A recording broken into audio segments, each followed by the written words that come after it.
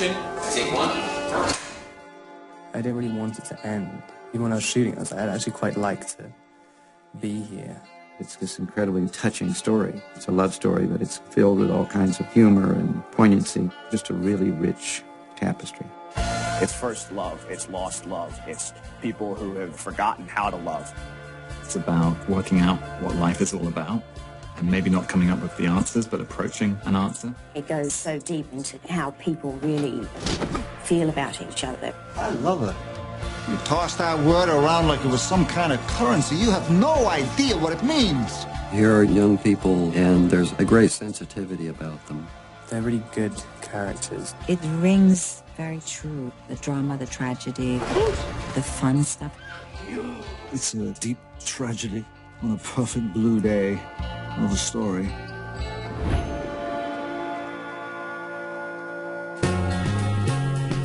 The movie is based on what it's like to be in love at that age and all of the feelings that you have and how intense and heartfelt and passionate they are. Their relationship is so beautifully formed and so realistic. She shows him how to live and how to mature, and not so much just being attracted to each other, but knowing each other and how important that is to actually find someone who you can really know. Each of them have had family tragedies that have left them wandering a bit in life. That's just something that they bond over. In a lot of ways, it's to do with how people deal with the later stages of grief and how it affects a family. It's a very interesting, fabulous family. They're very privileged in one way, but yet they're struggling and they go through a lot. Every character in this has a little damaged aspect of themselves, which I think anybody that's honest has to recognize in themselves. Tyler wants his father to behave in a certain way which he doesn't even really know what it is, and so he's never going to be satisfied with it. That's all there is, Tyler. That's all there is? Not enough. He wants the best. He just doesn't know how to express it to his son. These are all grudges and grievances which he's held for years. They've all just been not even simmering, but they're just old and they've had the same fights before. He's sick of having the same rages. It's an interesting age to follow a character. I think every person goes through periods of time where you've got this belief that because you read some books that you somehow have a greater understanding than all the silly adults. You could do worse than have a father who bails you out of jail. I don't want to be bailed out of anything. Will Fetters wrote this incredibly touching story. It just had so many elements. It was funny, and it was poignant and sexy. He just wrote an amazing first draft, which totally blew me away. And I said, we have to make this movie. I've never done anything with young people, and so I thought there was a chance to tell the truth about what it felt like, and I thought Will caught it.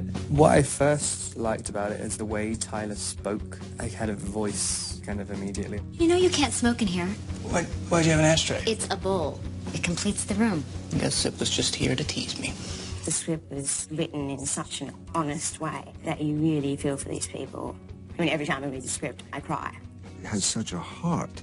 The running joke with my wife is, if I read it and it says on the front page, "We open in New York," I go, I like the script. In this case, as it turned out, I did like the script, and I wanted to continue to push for the script and the story to be as truthful as I knew how to make it, and place this as truly in the city as we could.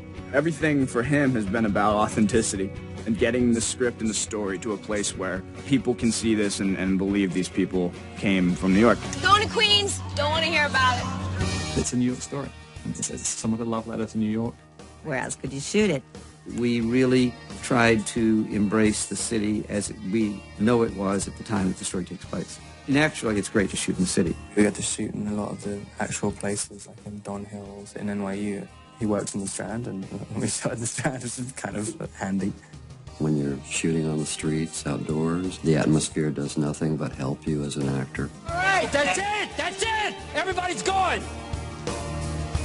You do get inspired by a lot of things you just see in the street. I mean, also just having the crowds, it kind of adds a bit of intensity to stuff. Life goes on in New York, and I like that. It definitely adds something to the film. September 11th just left a mark on my heart, and I was just trying to find a way to understand how and why. This story and this movie came from that.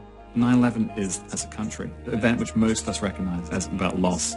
Each one of those little portraits that I remember reading were kind of heartrending in their brevity. You read those and you realize that real people die. because otherwise the people who died in 9/11 become a statistic. And what Will, I think, did very wisely beyond his years was to take that idea and say, well, what if we fell in love with these people and then a great loss occurred? Wouldn't you feel the import of that, both in terms of just the movie and then in terms of this greater event that happened? Tyler represents the fact that real people got up that morning and didn't come back. There were so many stories in this one event. It personalizes that tragedy in a way that I hope has a powerful, emotional, cathartic effect on the audience that we think of really good tragedies as having. It seems only fitting that to bring the story to life, we would have someone who had experienced the city and knew it so well. Seeing his work in Hollywoodland, I thought he was a true filmmaker. He's one of these directors, which is kind of rare, who's very set in his ways of what he wants to do as far as his shots and his ideas. You'll just go with her hand, right? Yeah. But he's also completely open to suggestions. He did really give us free rein with these characters. He's so open with how a scene plays out. I just saw them like destroyed, whether it's just like, Well, it's in the background, but I think that there's some moments here for him where that kind of gets shoved aside by He's a real sort of actor's director. He's very subtle, but he knows where we're heading and he gets us there. I don't want to start the way we did. I have never drifted. There's little nuances that he's brought to every scene that only somebody who's lived here for 20 years and really observed the city and lived it and breathed it would be able to bring. Cut. Very good. Because it happens in the recent past, we didn't want to emphasize that. So we decided to play it very simply, visually. I worked very closely with Jonathan Freeman, who's the cinematographer, and we ultimately came up with the idea that it should just simply feel real. We just didn't want it to look effective. The most difficult part is to try and remain true to the earlier period and not float ahead of yourself. The character Robert Pattinson plays as a student at NYU, he really is with the kids that are wearing what is the moment. So I tried to avoid that which is immediately present. It had to be a little less time specific. We felt like we shouldn't intrude. The camera kind of moves a little bit less. The palette, we felt we wanted to give it a slight patina, but nothing that you really notice. Just a slight dusting of the past. He and Jonathan came up with kind of a color code. No color is super, super intense. There are many colors, but they're all slightly faded. I looked at photographs of young people in New York from the slightly earlier period. There was a sort of chaotic feel to it, and we hoped that we kind of caught that a little bit, the kind of mess of youth. I love the set they built for my apartment, which even though it's on a soundstage, it does look very New York. I mean, I've been to an apartment which looks just like it. The design of the apartment, which plays such a critical role in the film, I thought it was beautifully made. From the way that we shot it to its fundamental design, to the way it was executed, and the use of sound. We wanted to give a sense of real life to the world that Tyler Hawkins exists in. I really think casting is one of the director's greatest tools. Action. It's an American story. And I didn't set out to cast a bunch of people from other countries, but we ended up with a guy from England, a young woman from Australia, an Irishman, and a woman from Sweden. But that's America, right? Rob expressed interest in the role precisely because he thought he understood the character. It's the first time I played a normal guy. Tyler's at that point where he's just starting to not feel like, an island. He's just a little bit lost. Rob really took hold of that character and ran with it. I've never seen anyone lose themselves in a character and come out on the other side exactly as I could have hoped and better. We did not want to just be the good guy, the cool guy. He embodied this guy who's filled with complexity, anger, guilt, frustration in his relationship with his father. Why aren't you listening? I mean, why aren't you riveted? Why is this not the most important thing? Just for one night! He has that attitude which a lot of 21-year-old guys have, where they think they know better than everyone else, but don't feel the need to prove it in any way whatsoever. There's a very serious physical confrontation between Tyler and Neil Craig, played by Chris Cooper. That's a very intense scene that I enjoyed. Now I'm going to cut to him as well as to this shot. And action! The most surprising thing about Chris is how strong he is, like physically. Boy, was this tailor-made for him. Robert can deliver that sensitivity. I like the scene of Tyler waking up and making bird shadows. I think it's a very lovely little moment of his feeling good about the world. He brought all these intricate details to this character that I was just like, how do you come up with these things? He has a very watchable, likable intensity to him. He doesn't go about it lightly. He wants to challenge himself. He wants to try different options. He wants to find the truth in the sea. He takes it extremely seriously and really wants to do the best job he can.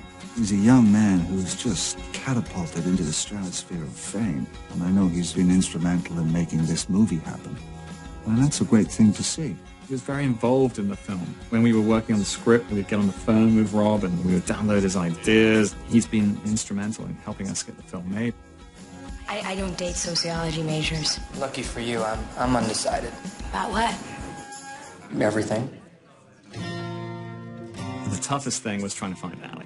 It was a long search for the young woman. We wanted to find someone who could be certainly a good match for Rob, but she also could have this kind of toughness about her and could stand up to him. And then we saw a tape of Emily. She exuded an enormous amount of charm. And so after this crazy 3 or 4 month search for Allie, suddenly everyone on the movie fell in love with her. Emily had that kind of spark, and it ended up being really great. She brings the spunk to the character that we need in that working class girl. She is a button of a beauty. Alan and I had talked about the ending shot of the film years before, but we never could have imagined that it would look as beautiful as it did. She was just flawless. I feel like the casting of all the minor roles really creates the complete tapestry. And that's an area that I really take a great deal of interest in. If those are all just right, then that world seems to be complete and people accept it as real. Everything we did with Ruby Gerrans, who plays his younger sister Caroline, was a delight. She's really great, and she has something about her which is really easy to play off. You smell like Listerine and beer. You can just literally watch her and you're completely unaware you're in a scene. She's a little scene stealer. She has this adult kind of confidence. Why do you think Dad doesn't want to listen to me? Dad loves you. So, you can love someone and not want to spend time with them. Yeah, you got that right. Movies like this can be a great keepsake that you go back to, just to relish the emotion of it, to feel the pain of those characters, to feel the turmoil and the joy of those characters. You want the audience to say, yeah, I could sit down and watch it again. First time I'm ever seeing anything I wrote put on screen. It's, Chris Cooper and Rob Pattinson, Pierce Brosnan. So to see it actually come to fruition, it's a really, really cool feeling. I think it's ended up being a movie which neither of us knew we were going to make, and hopefully that will be interesting. I think people are going to really associate with their issues and their problems and their ups and their downs. I hope that by falling in love with this couple and with these people, you would re-experience that event a different way. You don't want to bring them back to the fear and pain, but you want to let them leave that theater and maybe remember how they felt. I do think that it makes you think about your own life and what is important. I hope that they feel moved and at the same time somehow positive. Life goes on.